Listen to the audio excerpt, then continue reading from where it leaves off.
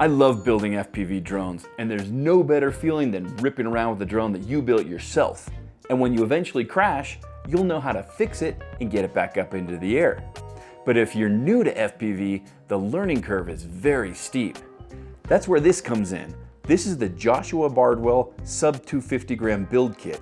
It's a complete kit with everything you need to build your own 3-inch Sub250g FPV drone. And the best part about this kit isn't what you get in the box. It's Joshua Bardwell's step-by-step build series that walks you through the process of building and setting up an FPV drone. Whether you're a new pilot looking to do your first build or an experienced pilot looking for a super durable sub-250g freestyle trainer that's going to be easy to maintain and repair, this kit is a very interesting option.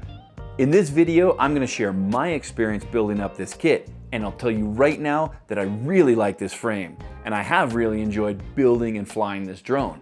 But there are some issues you're going to want to know about. There's a lot to cover, so I'll divide this video into chapters. Feel free to skip around. And if you haven't already, make sure to subscribe. If you decide that this drone is for you, I do have some links to this kit and to some other gear that I recommend. They are affiliate links, so you should only use them if you feel like you got some value out of my video and you're 100% convinced that this product is a good fit for you. And if this is your first build, the best advice I can give you is to take it slow. I know you're anxious to get out and fly, but most mistakes can be avoided by taking your time and thinking things through before you jump in. So grab yourself a beverage and enjoy the process. The kit comes in analog and HD versions. The analog kit is a few dollars more because it comes with a camera, a video transmitter, and an antenna. The HD version comes without a digital FPV system, so you'll need to purchase a DJI O4 or a Walksnail system, so don't forget to factor that cost into your budget. I built up my kit with a DJI O4 Lite because I think that's what most pilots are going to choose for a sub-250g build because it's lightweight at around 8 grams, it's cheap at around $110, and the performance is very, very good. I do have a Walksnail system and the 3D prints to install it, so if you guys want to see a Walksnail build, just let me know in the comments and I'll do another video if there's enough interest. 3 inches is a great size because it's big enough to fly well with a digital VTX, but it's light enough to be under 250 grams. Compared to a 5-inch drone, these smaller props are also less noisy and less intimidating, and since it's lighter weight, it's more survivable in crashes. The frame uses a 3.5mm thick monoplate instead of detachable arms. This design is stronger and it's also lighter weight because it uses less screws, and it is easier to assemble, but if you do break an arm, you would have to rebuild the entire quad instead of just swapping out an individual arm. For comparison, here's another 3-inch freestyle drone. This is the Sub250 Oasis Fly 30, and it uses detachable arms which are 2.5mm thick. That means you're much more likely to break an arm, but if you do, it's fairly easy to repair. On a 3-inch drone, you're really unlikely to break this plate. It's super strong. The frame has aluminum camera plates that lock into the carbon fiber and are secured with M3 screws. They look awesome, they protect your camera very well, and they're super strong. These aluminum standoffs also use M3 hardware, and that's a real advantage over the M2 standoffs that you usually see in sub-250g quads. What I like most about this frame is its durability, and with this super thick monoplate and the reinforced aluminum structural parts, this frame feels beefier than other 3-inch frames, and you can tell it's been designed to take crashes, yet it only weighs 55 grams before we add all the other parts. With a sub-250g build, we have to think of weight as a currency. You only have 250 grams, so you need to spend those grams on the things that are most important to you. For example, a better antenna, TPU arm guards, or a bigger battery. But you can't have all of those things and still be under 250 grams. Without a battery or my 3D printed arm guards, my build weighs 151 grams, and I tested 3 different 4S batteries with this quad. With a 650 mAh 4S battery, my drone weighs 237.8 grams. With a 720 mAh 4S battery, it weighs 216.7 grams. My 720 mAh battery is actually lighter than my 650 mAh, Different brands do vary in weight, so be sure to check weights when you're shopping for batteries if you're trying to get under 250 grams. With an 850 milliamp 4S battery, it's just over 250 at 252.5 grams. If you do this build with the DJI O4 Lite, you can get under 250 grams with an 850 milliamp battery because I'm using a larger antenna, a full-size ELRS receiver, and a buzzer, plus a little bit of VHB tape and extra zip ties for all of those things, so I could easily shave off 2.5 grams if I really wanted to sacrifice those extras. These 3D printed landing feet are not included in the kit. I printed them myself, and I'll leave a link to the STL files in the video notes. They really aren't necessary, and a lot of pilots wouldn't use them on a sub 250 gram build because they do add extra weight. They weigh about 2 grams each, so they add about 8 grams total to my build. Since I'm using the DJI O4 Lite, even with these landing feet, I'm at 225.3 grams with my 720 milliamp battery, and 242.3 grams with my 650 milliamp 4S battery. So I am under 250 grams even with these extra TPU landing feet, and I really value that extra protection, so this is how I'm gonna fly my drone. The kit comes in this handy case with all your goodies inside. We get a set of Xylo Stealth motors. They are 1404, 4500 kV, and that matte black color scheme looks pretty awesome. Our flight controller is the Lumenier LUX all-in-one board with 35 amp ESCs running AM32 firmware. It comes with a nice long battery lead with a pre-installed XT30 and a set of cables with plugs, which means less soldering. We get 3 sets of props. They are Gemfan 3020s, which is a 3-inch prop with a 2-inch pitch. We also get a sticker sheet with some useful reference information like frequency and battery voltage tables. The star of the show is the QAV-S2 frame kit, which comes in another sealed box with your aluminum structural components, another bag with the hardware and accessories, including 2 high-quality Lumenier battery straps, a rubber battery pad, 2 screw sets, some zip ties, 2 sets of camera inserts, and a 3D printed antenna mount and VTX mount. We get another vacuum sealed bag with our carbon fiber parts, including the main plate, the top plate, the main bottom plate, and the front bottom plate. The quality of the carbon is very good, and that main plate is super thick, and it just feels solid in your hands.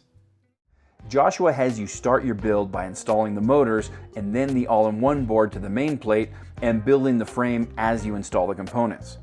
I recommend that you do a dry assembly of the frame first, then test fit your components before doing any soldering or cutting any wires to make sure everything fits and to plan your cable routing.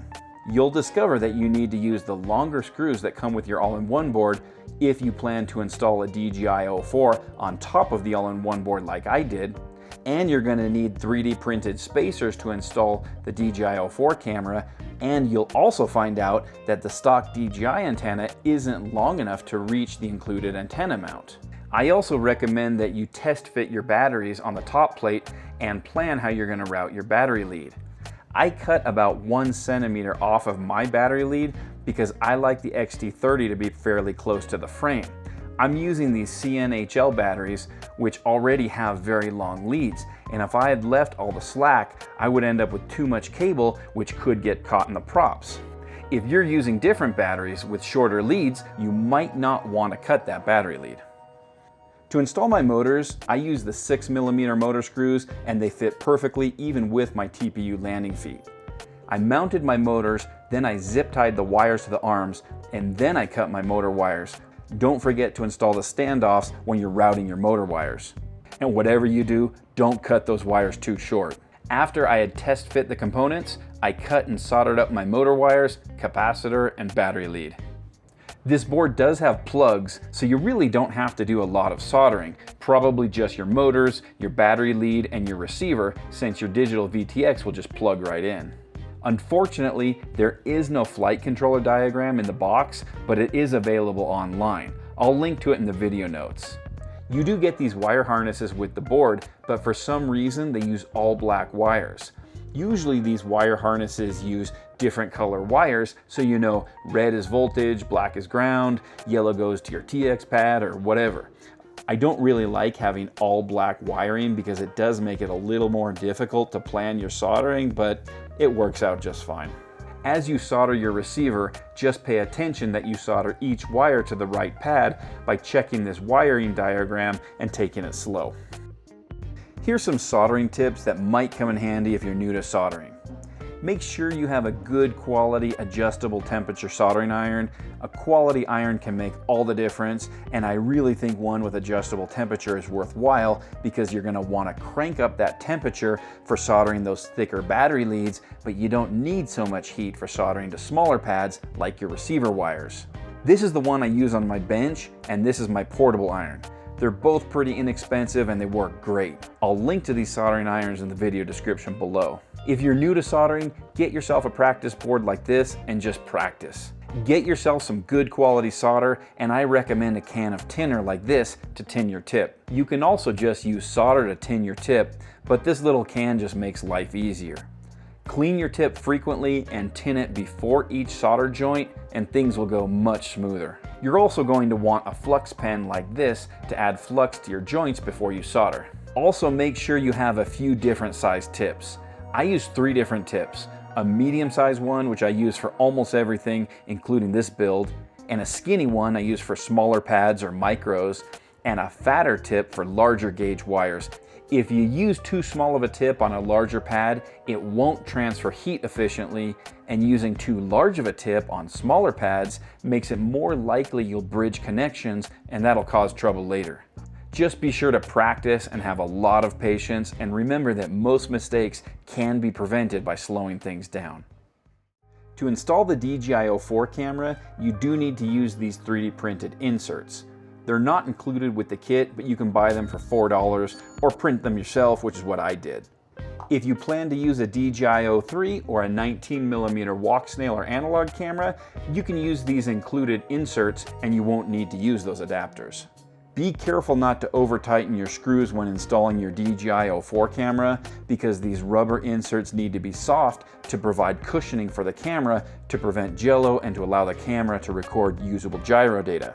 We'll talk about jello in just a minute. The way Joshua installs the DJI O4 is on top of the stack, but the DJI antenna won't fit the included mount because it's not long enough. He solves this problem by zip tying the antenna to the bottom plate next to the receiver. This solution is great for durability, but not so much for video reception, and it's clearly not how the frame was designed. You could also install the DJI O4 in back, which is where you would install a Walksnail system or a DJI O3. But on the DJI O4 Lite, the camera cable isn't long enough and you would need to swap it out for a longer one. But you would have to get your own camera cable, and those MIPI connectors are a little bit finicky to take out and put on. Another option would be to extend the original DJI antenna by using a UFL extension cable like this one. That would add an extra connection and potential point of failure, which could possibly decrease reception. I used these on my Huma 20 because the stock antennas were not long enough to reach the antenna mounts, and they worked out fine. If you do that, you might want to use some heat shrink on that connection so it doesn't pop out in flight. My solution was to use this ultralight 11cm piano antenna from GepRC. You can use any lightweight left-hand circular polarized antenna, and you probably want one that's about 10 to 12 centimeters long. This antenna weighs just 1.6 grams instead of the 0.6 grams that the stock DJI antenna weighs, and the cable is just long enough to fit the included antenna mount. Now, with this solution, there is a danger of the antenna being pulled out in a crash and damaging the UFL connector on the DJI O4. To prevent this, I left some slack in the antenna cable, and I wrapped the antenna tube in VHB tape and locked it down with zip ties. Even though this antenna is very thin, with the VHB tape, it's super secure and there's no danger of it pulling out and yanking that UFL connector on the DJI O4. This antenna is pretty soft and flexible, so it should survive crashes no problem. I'm really happy with this solution, and the range that I'm getting is great. I did use a spacer in between the all-in-one board and the air unit, so the USB port on the all-in-one board wouldn't touch anything on the air unit. I did have to use the longer screws that come with the all-in-one board in order to mount the air unit on top of the board. I usually like to use the shortest screws I can get away with so that any extra screw length isn't interfering with my battery strap. For my receiver, I did use a full-size GEP-RC 2.4 GHz ELRS receiver. You could also use a nano receiver with a built-in ceramic antenna. That will save you about 1 gram, and with that built-in antenna, it does make installation a little bit easier because you don't have to mount an external antenna. A full-size receiver with a real antenna is going to have much better range, and personally, I think the extra range and reliability is worth an extra gram and a little bit of bother, especially since I'm running the DJI O4, which has great video reception, which means that you could potentially outrun the range of that tiny ceramic antenna. I do like to use a little clear heat shrink on my receiver because it really protects it and locks down that UFL connector. But the disadvantage to using heat shrink is that it can be very difficult to remove once it's on there. Let me know in the comments if you think it's a good idea to put heat shrink on your receiver or not. I recommend updating and binding your receiver to your radio before you actually cover it in heat shrink and install it on the drone. It's very easy to mix up one of those wires when you're soldering, especially since they're all black. So if you do make a mistake, you want to discover it now, before it's heat shrinked and installed on the drone. Once I bound the receiver to my radio, I knew it was working, so I heat shrinked it and installed it on the drone with a small piece of VHB tape and a zip tie. This receiver is a little bit big for this drone, and I probably used a little bit too much heat shrink, but it's rock solid reliable and totally protected, so I'm happy with it. I also added a buzzer to my build. This is completely optional, but I really like to have an external buzzer because when you crash your quad in the bushes or in tall grass, it can really help you find it. These buzzers are super cheap and weigh about ½ gram. I wired mine up to the buzzer pads on the board and mounted it right here with VHB tape and a zip tie. The props that we get with the kit are the GemFan 3020 3-bladed props. These have a very conservative 2-inch pitch, which is great for freestyle and a smooth, easy to fly drone, and will give you some nice, long flight times. I prefer these HQ 3x3x3 props. They do have a little bit more of an aggressive pitch, and I prefer the way the drone flies with these props. I do live in the Andes Mountains, and I usually fly between 8,000 to 10,000 feet in altitude, so that's probably why I prefer higher pitch props. Changing props on your drone is like changing gears on a bike. One isn't better than the other, but one might be better for you depending on where and how you fly. I set up my drone with props out like Joshua did in his build series. That means the props spin like this. Notice the angle of the props. They push air as they spin this way.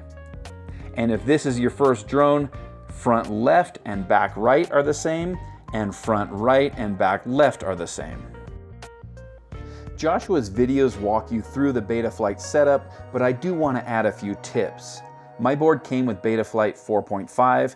You don't have to update your board, and remember that if you do, you're going to lose all your settings, so make a backup if you have any settings you want to keep. In the Ports tab on UART 1, I set MSP DisplayPort for my DJI system, and on Port 2, I set Serial RX for my ELRS receiver. If you go to test your drone and you don't have OSD in your goggles, either your DJI cable isn't connected correctly or this UART isn't set up right.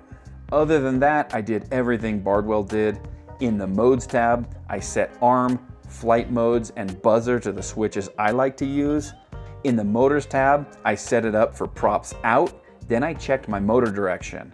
I did have to reverse one of the motors, and I set the ESC protocol to D-Shot 300 and activated bidirectional D-Shot. Under PID tuning, I applied the heads-up racing preset that Bardwell recommended. Under the OSD, I just set it to my liking. This is how I like to have my OSD elements, but that's personal preference. The ESC on our all-in-one board runs AM32 firmware, and I did update it with the online AM32 configurator. I'll leave a link to it in the video notes. I don't normally even bother to update my ESC firmware unless there's a reason for it, but after my test flights, I did get lots of jello in my DJI O4 footage, and sometimes that happens when the ESC is running a PWM frequency that interferes with the DJI system, so that's why I did it. It came with firmware version 2.08, and the PWM frequency was set to 24 kilohertz, which is what can cause trouble with modern DJI systems. I updated mine to the latest 2.18 and I changed the PWM frequency to 48 kilohertz. That really seemed to help reduce jello, so if you're running the DJI O4 and you have jello in your footage, you might want to try that. I took my build out to my flying spot for some test flights, and flying this drone is a blast. It's super easy to fly and it's perfect for learning or as a freestyle trainer. That 3.5mm carbon fiber plate is unlikely to break, and if anything does break, I know how to repair it. The rates that we loaded with the heads up preset are really tame, but I think that's the idea. With the included props, it doesn't have a ton of thrust, but again, I think that's by design because it makes the drone easy to control and very efficient. If you're just learning FPV, or if you plan to fly in smaller spaces, or if you fly a lot of freestyle, those lower pitch props will probably work out great. I did switch to those higher pitch HQ props, and I really prefer the way it flies. It just has a little bit more thrust, the cruising speed is a little bit faster, and it's closer to what I'm used to. Even on these higher pitch props, when I landed, my motors were warm, but never hot. All the footage you're seeing has been recorded in 60 frames per second in 4K or 1080. Sometimes I record in 1080 just to save space because that DJI O4 has limited onboard storage. Normally, I would set my shutter speed to 120 or slightly higher for the best results, but since I don't have ND filters that will fit this drone, I'm just using automatic settings. Even though I didn't see a lot of vibrations in my goggles, I did get some noticeable jello in my DJI O4 footage. During my maiden flight, the jello was horrible and stabilization software just didn't work at all. I did change the PWM frequency in my ESC firmware from 24 to 48 kilohertz, but I still got some jello in my DVR footage. The DJI O4 Lite is very sensitive to vibrations, and it really needs a soft mounting solution to get decent footage and usable gyro data, which is what our stabilization software uses to stabilize the footage. For learning FPV and freestyle flying, that DJI O4 system on this quad has great range and penetration, but when it comes to getting usable and watchable footage, it was a real mixed bag. All right, you guys, now it's time for my conclusions, and I'm just gonna come out and say it. I loved building and flying this drone. Having an all-in-one kit is a great way to do your first build, so you don't have to worry about compatibility. And it's really nice to have Joshua there to walk you through the build and setup process. For me, the highlight of this kit is that QAV-S2 frame. It's super durable with a 3.5mm thick monoplate and aluminum components with M3 hardware. So you end up with a drone that's lightweight and super durable to survive crashes. And that's what makes this quad a great learner drone or freestyle trainer. I also think 3 inches is a great size right now because drone rules are getting tighter and tighter, and it's nice to be sub 250 grams to avoid that whole drone registration hassle. But remember in the introduction, I told you there were some issues with this drone? Well, most of my issues were around the DJI O4. This frame was not designed for the DJI O4. It's been adapted for the DJI O4. That means you'll need to use 3D printed adapters to make the camera fit. They weren't included in my kit, and as of making this video, they're listed as accessories you need to purchase separately. They do provide the STL files for free, so you can print them if you have a 3D printer, which is what I did. The other issue I had was with the antenna mount. Since the stock DJI antenna isn't long enough to reach the antenna mount they give you, you need to either zip tie the antenna to the frame like Joshua did, or use a third-party antenna like I did. The product description says that it's compatible with DJI O4 and that it includes everything you need to complete your build. Does it though? Fortunately, both of these problems are easily solved and they aren't deal breakers. But if you plan to build up this kit with the DJI O4 Lite like I did, I just want you to be aware of these issues. Another thing to keep in mind is that this camera mounting solution is great at protecting the DJI O4 camera, but not so much at preventing jello. You can reduce jello by printing those inserts with low infill so they're nice and soft, by not over tightening the mounting screws so the rubber mounts can do their job, and by changing the PWM frequency when you update your ESC firmware. But in my experience, the recorded footage I got from this drone always had some amount of jello. To be fair, this is the 5th quad I've tested with DJI O4 Lite on my channel, and all of them had jello issues. So this is really a criticism of the DJI O4 Lite rather than of the quad itself. Even though the recorded footage from the DJI O4 Lite isn't gonna be professional grade, the range and penetration of the DJI O4 is phenomenal. And remember, the DJI O4 Lite system only weighs 8 grams and only costs 110 bucks, which is a huge advantage when you need your drone to stay under budget and under 250 grams. And remember, you can build up this drone with analog or Walksnail. I have a Walksnail system that would go very well into this quad. So if you guys are interested in seeing a Walksnail version of this build, just let me know in the comments and I'll make that happen if there's enough interest. And if you're wondering, there are 3D prints available for this drone to accommodate the dual antenna setups that come on many of the Walksnail systems. If you're thinking about this kit or this frame, check out Quad McFly on Thingiverse. He's the super smart guy behind all of these 3D prints. And that level of support is really the biggest strength of this drone. It's a complete kit shipped from the US with US-based support with its own video series and loads of free STL files you can use to customize your build. That's really valuable for your first FPV drone build or if you just want a bulletproof freestyle trainer. If you guys have any questions about this kit or your build, just drop them in the comments below and I'll do my best to answer them. And remember, if this drone is for you, I do have links to this kit and other recommended gear below. All right, thanks for watching. I'll see you guys in the next one.